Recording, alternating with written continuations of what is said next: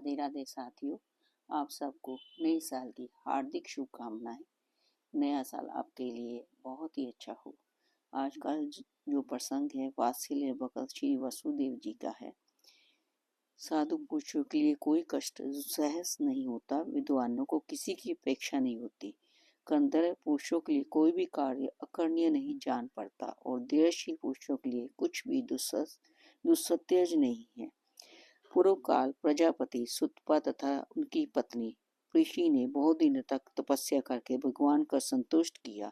जब भगवान ने उन्हें दर्शन देकर वरदान मांगने को कहा, तब उन लोगों ने भगवान को ही अपने पुत्र रूप में पाने की इच्छा प्रकट की। प्रभु ने 3 बार उनसे दिया दिया दिया कहा।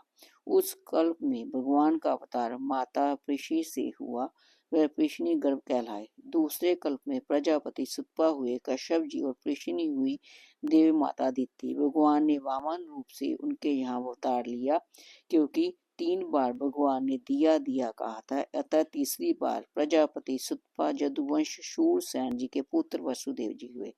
इनके जन्म समय देवताओं की दुदंदियां सवे बज रही उठी थी, इसलिए उनके लोग आनंद दुदबी भी कहते हैं। माता पृशनी मथुरा नरेश उग्रसेन के भाई देवकी जी की सबसे छोटी कन्या देवकी हुई।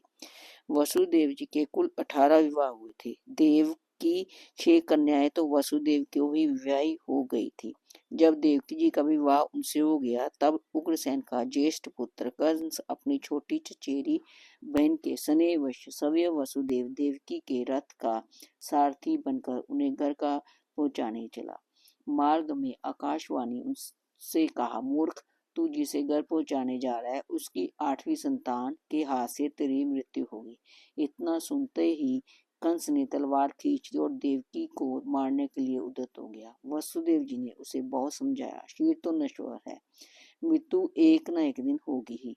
मनुष्य को ऐसा काम उस 2 क्षण के लिए जीवन के लिए नहीं करना चाहिए जो मरने पर लोग उसकी निंदा करें।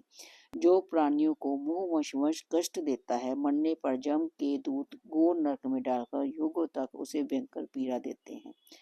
कंस के ऊपर ऐसी बातों का कोई प्रभाव नहीं पड़ता। देख, अंत में वसुदेव जी ने कहा, तुम्हें इस देवकी से कोई भय है ही नहीं, तुमको इसके पुत्रों से भय है, सो मैं उत्पन्न होते ही इसकी संतानों को तुम्हारे पास पहुंचा दिया करूंगा।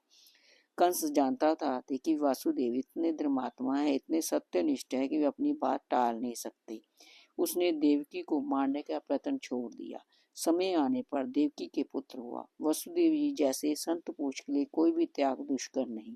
अपने प्राण प्रिय पुत्र को वह जन्मते ही कंस के पास उठा ले गए। पहले तो कंस ने उसकी सत्यनिष्ठा देखकर बालक को लौटा दिया, पर पीछे नारद जी जब उसे उल्टा सीधा समझा दिया, तब उस बालक को उसने मार डाला।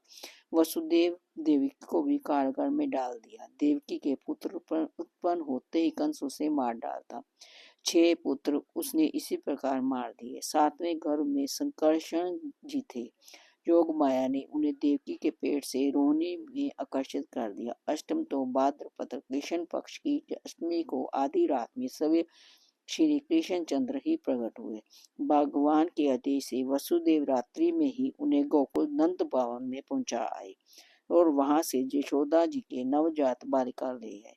कंस जब तक उस बालिका को चला तो वह आकाश में चली गई और भविष्यवाणी की। अष्टभुजा देवी के रूप में प्रकट होकर उसने कंस से कहा, तेरा वध करने वाला शत्रु कहीं प्रकट हो गया।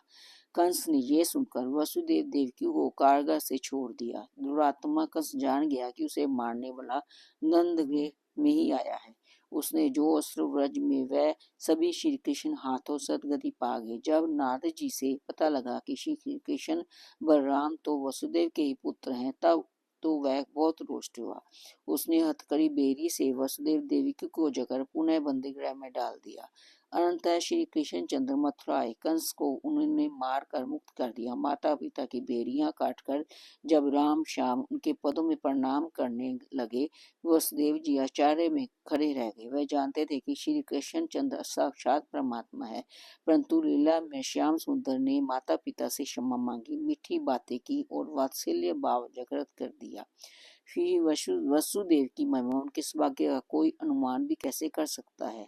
भगवान बलराम श्याम उन्हें पिता कहकर सदा आदर करते थे। नित्य प्रातः काल उनके पास जाकर उनको प्रणाम करते, उनकी सब प्रकार की सेवा करते। कुरुक्षेत्र में सूर्य ग्रहण के समय वसुदेव जी ने ऋषियों को कर्म के द्वारा संसार से मुक्त होने का मार्ग पूछा।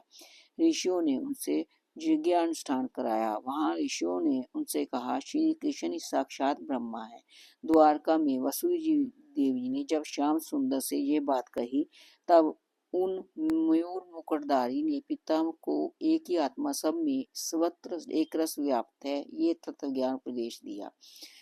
उसने पश्चात देव ऋषि नारद ने वसुदेव को आत्म ज्ञान तथा भक्ति का तत्व बताया।